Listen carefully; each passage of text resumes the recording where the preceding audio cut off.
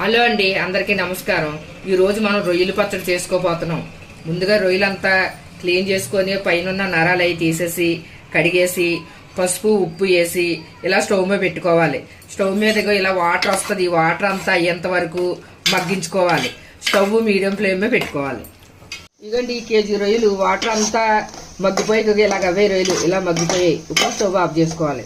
రొయ్యలు బాగా మగ్గించుకొని పక్కన పెట్టుకున్నాం కదా, ఈ ఆయిల్ ఇలా వేయించుకోవాలి బాగా కొంచెం ఎర్రగొచ్చే వరకు. ఇదిగోండి, రొయ్యలు ఇలా వేయించుకున్నాం. పచ్చడికి ఇలా వేయించుకోవాలి. కేజీ రొయ్యలకి మసాలా తయారు చేసుకుంటున్నాం. స్టవ్ మీడియం ఫ్లేమ్లో పెట్టుకోవాలి.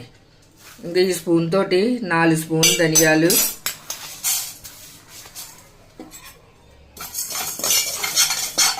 అలాగా 1 స్పూన్ జీలకర్ర,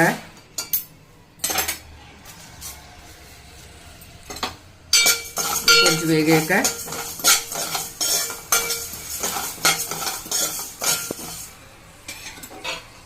1 స్పూన్ ఆవాలు,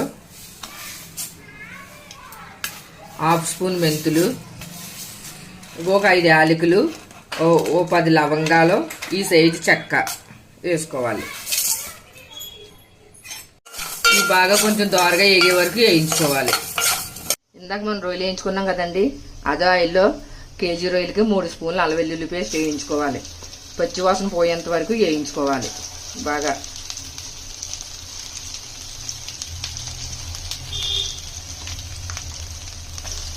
అల్లం వెల్లుల్లి పేస్ట్ పచ్చివాసన పోయే వరకు వేయించుకున్నాం కదా, మనం రొయ్యలు పచ్చడి చేసుకున్నాక మిక్సీ చేసుకున్నాం కదా పౌడరు, అది వేస్తున్నానండి. గరం మసాలా పౌడర్. ఇది కొంచెం బాగా వేయించుకోవాలి. ఇదండి, ఇందులో ఒక 4 స్పూన్లు కారం వేస్తున్నాను. 10 గ్రాములకి ఎక్కువ సరిపోతే ఉప్పు కారం మళ్ళీ చూసుకోండి. ఇదిగండి, ఇందాక ఆల్రెడీ రొయ్యలు ఉప్పు వేసి ఉడకబెట్టాం కదా, 1 స్పూను ఇంకో కొంచెం వేస్తున్నాను. సరిపోయినంత, సరిపోతే చూసుకుని వేసుకోవాలి. ఇదంతా అయిపోయాక ఇందులో ఇందాక వేయించి పెట్టుకున్న రొయ్యలు వేసుకొని బాగా కలుపుకోవాలి. ఇదంతా బాగా కలుపుకున్న తర్వాత ఆయిల్ సరిపోతే వేసుకోవాలండి. ఎందుకంటే ఆయిల్ ఎక్కువే ఉండాలి ఇందులోని. నేను 1/2 కేజీకి ఎక్కువ వేసాను, కేజీ రొయ్యలకి సరిపోతే వేసుకోవాలి.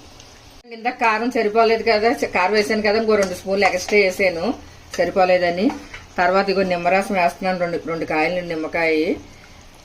ఇదంతా వేసుకొని బాగా కలుపుకొని, ఇది 3 నెలలు ఉంటుందండి బాగానే. కొంచెం ఆయిల్ అది పైన వేసుకొని పెట్టుకుంటే. మీకు నచ్చినట్టయితే రొయ్యల పచ్చడి కింద ఉన్న బెల్ ఐకాన్ క్లిక్ చేసి లైక్ చేసి